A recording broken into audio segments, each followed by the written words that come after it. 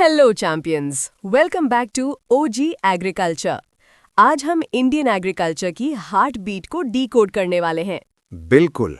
आज का session dedicated है नीमराज सुंदा के सबसे कॉन्सेप्चुअल पार्ट को, पेजेस 57 to 61। टॉपिक है मॉनसून एंड क्लाइमेट सिस्टम्स। ये वो 5 पेजेस हैं जहां से कम्पिटिटिव एग्जाम्स में सबसे ज्यादा सवाल बनते हैं। आज हम सिर्फ थियरी नहीं पढ़ेंगे, हम समझेंगे कि एसडब्ल्यू मॉनसून की Arabian sea branch Bay of Bengal से 3 गुना पावरफुल क्यों है। हम वेस्टर्न डिस्टर्बेंसेस का रोल देखेंगे रबी क्रॉप्स के लिए, और सबसे इम्पॉर्टेंट आर्टिफिशियल रेन यानी क्लाउड सीडिंग की केमिस्ट्री समझेंगे। कब सिल्वर आयोडाइड यूज करना है और कब साधारण नमक यानी NaCl, ये कंफ्यूजन आज हमेशा के लिए क्लियर हो जाएगा। अपनी नीमराज सुंदा ओपन कर लीजिए पेज 57 पर, या फिर अपने नोट्स बनाने के लिए रेडी हो जाइए, क्योंकि अब मौसम बदलने वाला है। दोस्तों, हम एग्रीकल्चर और ज्योग्राफी के उस टॉपिक को कवर करेंगे जो इंडिया की इकोनॉमी की लाइफलाइन है, इंडिया का मॉनसून क्लाइमेट सिस्टम। हम हर एक पॉइंट को डिटेल में डिस्कस करेंगे, तो ध्यान से सुनिएगा। शुरुआत करते हैं बेसिक टर्मिनोलॉजी से। एग्जाम में अक्सर पूछा जाता है कि मॉनसून शब्द का ओरिजिन क्या है। तो दोस्तों, मॉनसून वर्ड अरबिक लैंग्वेज के शब्द मौसम से लिया गया है। सही कहा।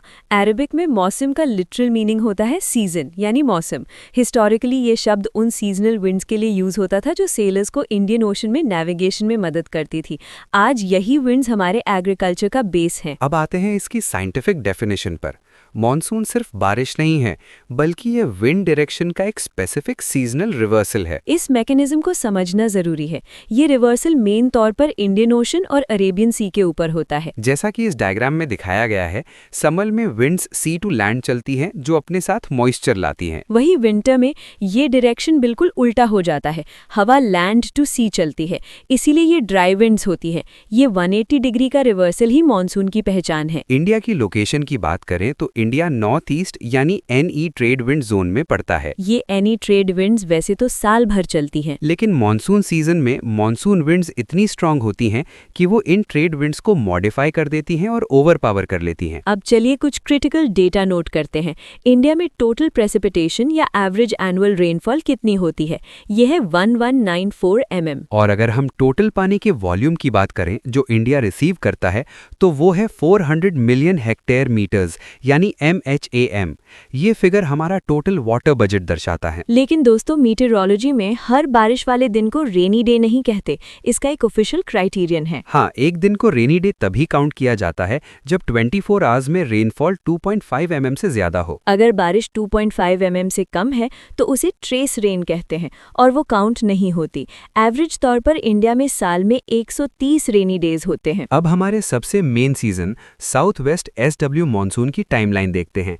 इसका ऑनसेट या आगमन 1 जून को केरला कोस्ट पर होता है। वहां से ये नॉर्थ की तरफ बढ़ता है और मिडिल ऑफ जुलाई तक पूरे इंडिया को कवर कर लेता है। फिर आता है इसका विड्रॉवल यानी वापस लौटना। ये प्रोसेस 1 सितंबर को वेस्टर्न राजस्थान से शुरू होता है और 15 अक्टूबर तक ये मॉनसून पूरे देश से बाहर निकल जाता है। ये ट्रांजिशन वेट सीजन से विंटर सीजन की तरफ ले जाता है। इस SW मॉनसून को ग्रैंड पीरियड ऑफ रेनफॉल कहा जाता है। इसकी विंड्स की average speed 30 kilometre per hour होती है। ये सीजन इंडिया की टोटल एनुअल रेनफॉल का 75% से ज्यादा कंट्रीब्यूट करता है। लेकिन कुछ रीजन्स हैं जो एक्सेप्शन है, जैसे तमिलनाडु। करेक्ट, तमिलनाडु को SW मॉनसून से अपनी टोटल रेन का सिर्फ 20 to 40% ही मिलता है। इसका रीजन ज्योग्राफी है। तमिलनाडु वेस्टर्न घाट्स के रेन शैडो रीजन में आता है। हवा वहां पहुंचने से पहले ही मॉइस्चर खो देती है। दूसरा एक्सेप्शन है जम्मू एंड कश्मीर। वहां SW मॉनसून से सिर्फ 35 to 50% रेन होती है। JNK का बाकी पानी वेस्टर्न डिस्टर्बेंसेस से आता है जो विंटर में एक्टिव होते हैं। अब वापस मॉनसून विंड्स पर आते हैं। जब ये विंड्स इंडिया पहुंचती हैं तो इंडिया का पेनिनसुलर शेप इन्हें 2 ब्रांचेस में तोड़ देता है। पहली है अरेबियन सी ब्रांच और दूसरी है bay of Bengal branch. Arabian sea branch dominant है। ये टोटल SW रेन का 80% यानी 770 mm देती है और नॉर्थवर्ड मूव करती है दिल्ली की तरफ। बे ऑफ बंगाल ब्रांच छोटी है। ये टोटल का 20% यानी 340 mm देती है और इसका रुख असम और नॉर्थ ईस्ट स्टेट्स की तरफ होता है। जब SW मॉनसून चला जाता है तब आता है नॉर्थ ईस्ट यानी NE मॉनसून, जिसे रिट्रीटिंग मॉनसून भी कहते हैं। इसका टाइम 15 अक्टूबर से मिड दिसंबर तक होता है। ये मेनली आंध्र प्रदेश और तमिलनाडु तक सीमित रहता है। नेशनल लेवल पर ये सिर्फ 15% रेनफॉल कंट्रीब्यूट करता है। लेकिन तमिलनाडु के लिए ये सबसे क्रिटिकल सीजन है क्योंकि उन्हें हाईएस्ट रेनफॉल इसी टाइम मिलती है। अब बात करते हैं वेस्टर्न डिस्टर्बेंसेस की। ये लो प्रेशर साइक्लोनिक सर्कुलेशंस हैं जो मेडिटेरेनियन रीजन यूरोप से आते हैं। ये वेस्ट से ईस्ट ट्रैवल करते हुए इंडिया में हिमालयाज यानी JNK तक पहुंचते हैं। इनका एग्रीकल्चरल इम्पैक्ट बहुत बड़ा है। राजस्थान में इन विंटर रेन्स को मावट कहा जाता है। ये दिसंबर से मार्च के बीच होती हैं और राबी क्रॉप्स खासकर व्हीट और मस्टर्ड के लिए बहुत जरूरी है। क्लाइमेट को समझते हुए एल नीनो को नहीं भूल सकते। ये पेरू कोस्ट पर ओशन टेम्परेचर बढ़ने से शुरू होता है। इसका असर ये होता है कि इंडियन मॉनसून वीक हो जाता है और ड्राउट यानी सूखा पड़ने लगता है। एक फैक्ट याद रखें, गंगा रिवर इंडिया में मैक्सिमम फ्लो यूटिलाइज करती है। लास्टली हम आर्टिफिशियल रेन या क्लाउड सीडिंग टेक्निक्स पर आते हैं। यहाँ 2 मेथड्स हैं। पहला है कोल्ड सीडिंग। ये सुपर कोल्ड क्लाउड्स पे यूज होता है यूजिंग सिल्वर आयोडाइड AgI या dry ice. Normal dose 1 nuclei पर लीटर होती है, पर डायनामिक डोज 100 to 1000 न्यूक्लियाई पर लीटर तक हो सकती है। दूसरा मेथड है वार्म क्लाउड सीडिंग। इसमें हम सोडियम क्लोराइड यानी कॉमन सॉल्ट यूज करते हैं। सॉल्ट हाइग्रोस्कोपिक होता है, यानी ये मॉइस्चर अब्जॉर्ब करता है जिसे रेन ड्रॉप्स बड़ी होकर बरसने लगती हैं। तो दोस्तों, ये था इंडिया के मॉनसून क्लाइमेट सिस्टम का कंप्लीट ब्रेकडाउन। आई होप ये डिटेल डिस्कशन आपके एग्जाम्स में काम आएगा। दोस्तों, अब हम एग्रीकल्चर का एक बहुत ही टेक्निकल और स्कोरिंग सब्जेक्ट स्टार्ट कर रहे हैं। ये सब्जेक्ट वेदर प्रिडिक्शन और वाटर मैनेजमेंट का परफेक्ट कॉम्बिनेशन है। हाँ, और ये इसीलिए इम्पॉर्टेंट है क्योंकि ये वेदर पैटर्न्स यानी मीटरोलॉजी और एग्रोनॉमी यानी क्रॉप मैनेजमेंट के इंटरसेक्शन पर काम करता है। हमारा ऑब्जेक्टिव है उन स्पेसिफिक डेटा पॉइंट्स और रेशियोज को मास्टर करना जो एग्जाम में सीधा पूछे जाते हैं।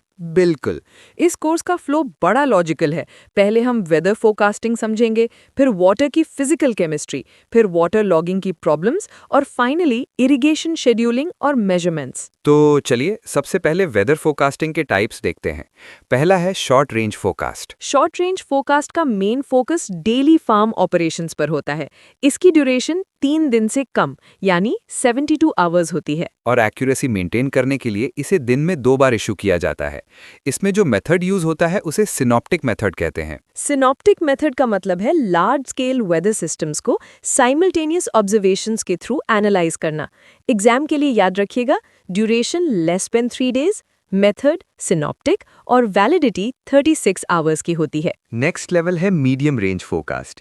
ये डेली ऑपरेशंस और सीजनल प्लानिंग के बीच का ब्रिज है। इसकी ड्यूरेशन 3 से 10 दिन की होती है।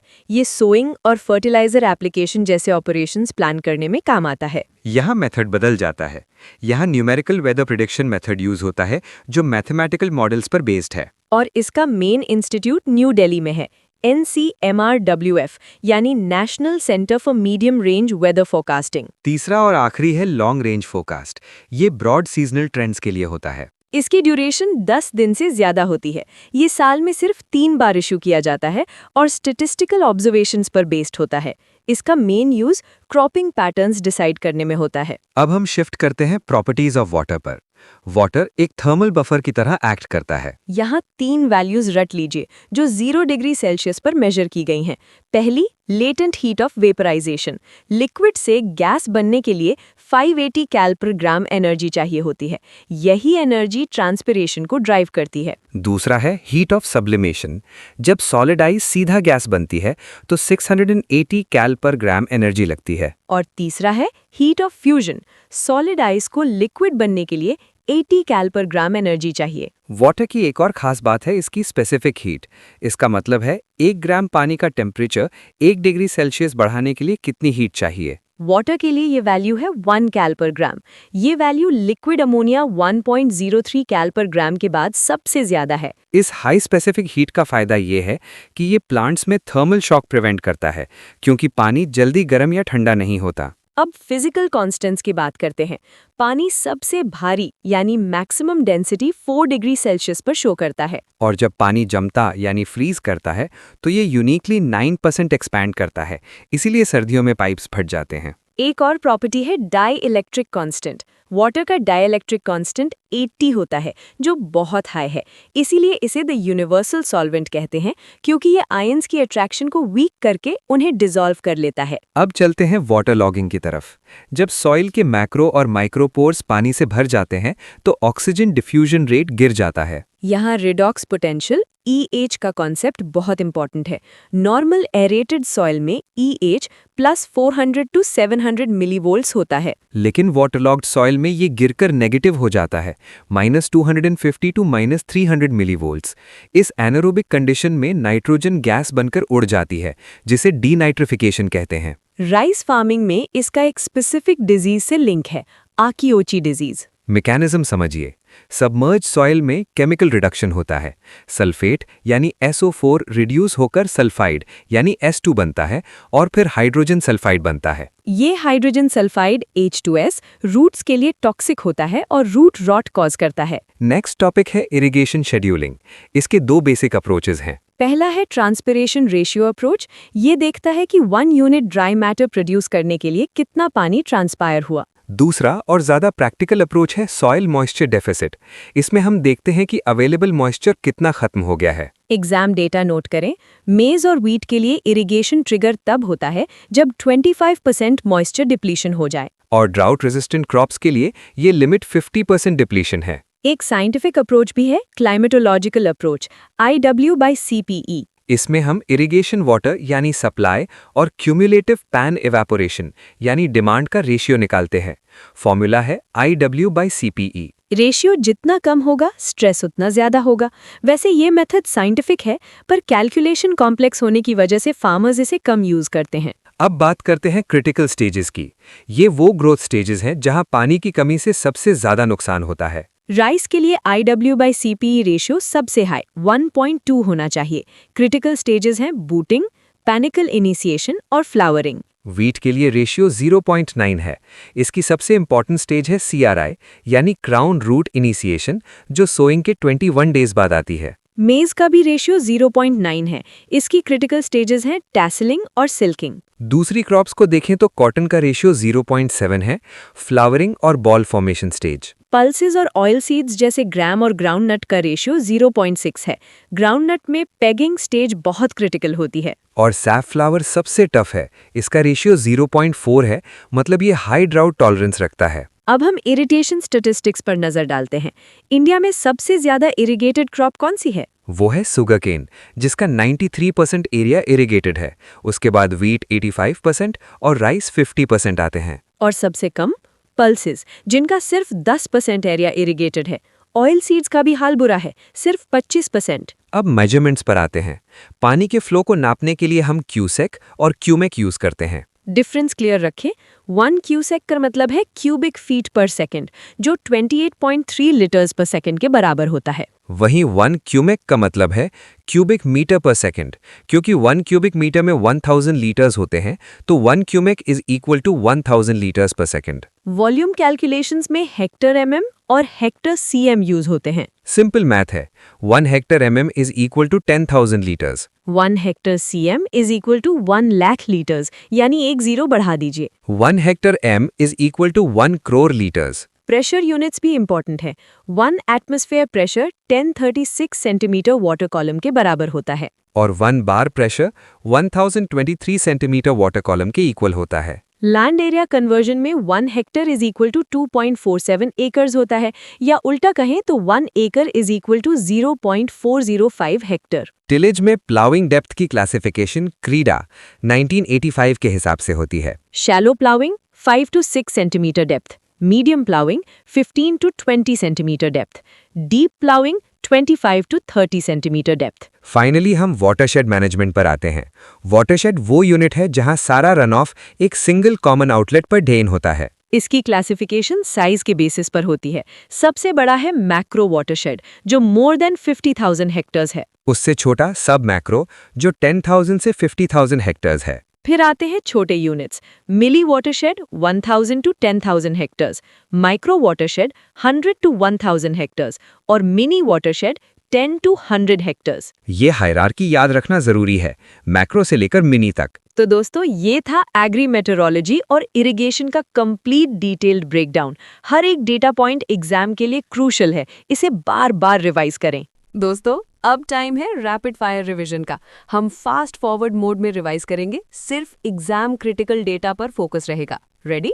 बिल्कुल, शुरुआत बेसिक से। वर्ड मौसम, language Arabic, meaning season, definition seasonal reversal of winds, summer में सी टू लैंड, विंटर में land to sea. Next, India का main player south west monsoon. Time जून से सितंबर। Contribution 75% of total rainfall. Dates 1 जून केरला से 15 जुलाई whole India. Speed 30 kilometre per hour. Branches का झगड़ा याद रखें। अरेबियन सी ब्रांच पावरफुल है, 770 cubic kilometre moisture. Bay of Bengal branch कमजोर है, 340 cubic kilometre moisture. Formula, Arabian sea branch is 3 times stronger than Bay of Bengal branch. फिर आता है नॉर्थ ईस्ट यानी रिट्रीटिंग मॉनसून। टाइम अक्टूबर से दिसंबर। कंट्रीब्यूशन 15%। स्पेशलिटी, ये तमिलनाडु और आंध्र प्रदेश में बारिश करता है क्योंकि ये बे ऑफ बंगाल से मॉइस्चर उठा लेता है। विंटर की बारिश मत भूलना। वेस्टर्न डिस्टर्बेंसेस, लोकल नाम मावट, ओरिजिन मेडिटेरेनियन सी, बेनिफिट रबी क्रॉप्स के लिए टॉनिक है। एंड फाइनली आर्टिफिशियल रेन यानी क्लाउड सीडिंग। 2 केमिकल्स रट लीजिए। अगर कोल्ड क्लाउड है तो सिल्वर आयोडाइड AgI, और अगर वार्म क्लाउड है तो सोडियम क्लोराइड NaCl यानी नमक। डेट्स 1 जून, रेशियो 3 टाइम्स और केमिकल्स AgI वर्सेस NaCl को दिमाग में लॉक कर लें। बिल्कुल, चलिए शुरू करते हैं वेदर फोरकास्टिंग से। शॉर्ट रेंज फोरकास्ट की ड्यूरेशन और मेथड बताइए। ड्यूरेशन है less than 3 days 72 hours. Method use होता है सिनॉप्टिक मेथड। इसकी वैलिडिटी 36 आवर्स होती है। और मीडियम रेंज? ड्यूरेशन 3 से 10 दिन। मेथड है न्यूमेरिकल वेदर प्रेडिक्शन। इसका सेंटर NCMWRF न्यू दिल्ली में है। लॉन्ग रेंज किस लिए यूज होता है? ये 10 दिन से ज्यादा का होता है और मेनली क्रॉपिंग पैटर्न्स डिसाइड करने के लिए यूज होता है। अब आते हैं वाटर प्रॉपर्टीज पर। नंबर्स ध्यान से सुनिए। लेटेंट हीट ऑफ वेपराइजेशन कितनी है? 580 कैल पर ग्राम। ये लिक्विड से गैस बनने के लिए है। और हीट ऑफ सब्लिमेशन? 680 कैल पर ग्राम, जब आइस सीधा गैस बनती है। वाटर की स्पेसिफिक हीट क्या है और ये क्यों खास है? ये 1 कैल पर ग्राम है। ये लिक्विड अमोनिया 1.03 के बाद सबसे हाई है, जो प्लांट्स को थर्मल शॉक से बचाता है। वाटर मैक्स डेंसिटी किस टेम्परेचर पर होती है? 4 डिग्री सेल्सियस पर। और फ्रीजिंग पर कितना एक्सपैंड करता है? 9% एक्सपेंशन, इसीलिए पाइप्स फट जाते हैं। वाटर लॉगिंग में रेडॉक्स पोटेंशियल EH कहाँ से कहाँ गिरता है? नॉर्मल सॉइल में +400 टू +700 MV होता है, जो वाटर लॉगिंग में गिरकर -250 टू -300 MV हो जाता है। राइस में आकेउची डिजीज का केमिकल रीजन क्या है? Hydrogen sulphide toxicity. Sulphate reduce होकर सल्फाइड बनता है, फिर H2S। इरिगेशन शेड्यूलिंग में मेज और वीट के लिए मॉइस्चर डिप्लीशन लिमिट क्या है? 25% डिप्लीशन। अब IW/CPE ratios rapid fire. Rice 1.2 सबसे हाई। वीट और मेज 0.9। नोट करें, वीट की critical stage CRI crown root initiation है। कॉटन 0.7। पल्सेस और ऑयल सीड्स 0.6। ग्राउंड नट में पेगिंग इंपॉर्टेंट है। सबसे ड्राउट टॉलरेंट सैफ्लावर 0.4। इंडिया में highest irrigated crop sugarcane 93%। और lowest pulses 10%। Measurement units 1 cusec कितना होता है 28.3 लीटर्स पर सेकेंड और 1 cumec 1000 litres. Volume conversions 1 hectametre कितना होता है 10,000 litres. 1 hectare centimetre 1 lakh litres. Pressure units 1 atmosphere water column में कितना है 1036 सेंटीमीटर और 1 बार 1023 सेंटीमीटर। टिलेज में डीप प्लाउइंग की डेप्थ क्या है 25 to 30 सेंटीमीटर। मीडियम है 15 to 20 सेंटीमीटर। शैलो है 5 to 6 centimetre. Last point macro watershed का साइज क्या है मोर देन 50,000 हेक्टेयर्स। और मिनी वाटरशेड 10 to 100 हेक्टेयर्स। ये था आपका कंप्लीट मॉनसून रिकैप। तो दोस्तों, ये था हमारा आज का सेशन। हमने नीमराज सुंदा के सबसे टेक्निकल कॉन्सेप्ट्स को तोड़ कर समझ लिया है। हाँ, पर याद रखिएगा, सिर्फ वीडियो देखने से सिलेक्शन नहीं होता, सिलेक्शन होता है रिवीजन से। तो इस वीडियो को 2x स्पीड पर वापस सुनिए और अपने शॉर्ट नोट्स जरूर बनाएं। अगर आपको हमारा एक्सप्लेनेशन का तरीका पसंद आया और आप चाहते हैं कि हम पूरी नीमराज सुंदा बुक ऐसे ही कवर करें, तो वीडियो को लाइक करें और नीचे कमेंट में लिखें एग्रोनॉमी OP। और हाँ, वो सब्सक्राइब बटन और बेल आइकन दबा दीजिए। अपने दोस्तों के साथ शेयर करना मत भूलना, नॉलेज बांटने से ही बढ़ती है। मिलते हैं नेक्स्ट वीडियो में। तब तक पढ़ते रहिए और आगे बढ़ते रहिए।